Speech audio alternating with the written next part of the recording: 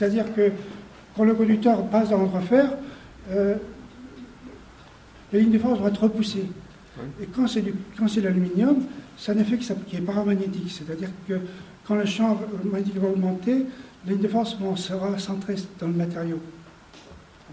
Et dans le cas des tweeters, par exemple, un tweeter à ruban, c'est souvent pas l'aluminium parce que c'est plus léger. Ce qu'on oublie, c'est la viscosité de l'effet paramagnétique. Et c'est pas quelque chose de...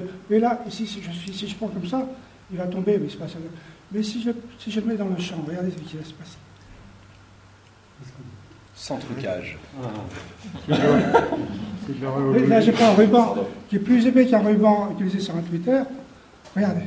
Et là, je ne suis pas à 15 000 Hz, je suis à des fractions d'hertz. Et regardez la viscosité qu'on a à cause du paramagnétisme. Quand on dit que c'est un problème, oh ça c'est pas grave, on va le gérer, on ne peut pas le gérer ce problème-là. Est-ce que vous voyez cette viscosité qu'on a? C'est phénoménal. Et en plus, ce qui est intéressant de voir, c'est que une pièce, ça c'est une pièce de 1 yen, donc, qui pèse 1 gramme, qui est le yen japonais, et ça c'est quelque chose de beaucoup plus léger qui est l'aluminium, qui sert à l'emballage, c'est que ça descend à la même vitesse, vous voyez. Ça ne dépend pas de la masse. Ah ouais, donc c'est de la rhéologie. Oui, c'est quelque chose comme ça.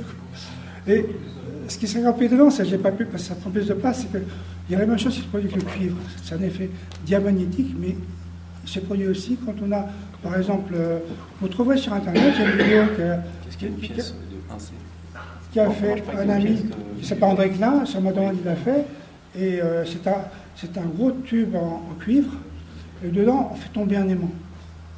Donc c'est pareil, c'est cuivre et magnétisme. Et on voit que quand l'aimant rentre dans la couronne de cuivre, et puis il reste quasiment toute la session dedans. Il descend comme ça.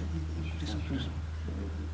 Donc ça veut dire que, bon, bobine mobile, aluminium, cuivre, support, je prends un support en aluminium parce que c'est support de la température, c'est bien, mais on oublie des choses comme ça qui sont extrêmement... Bravo. Très bien.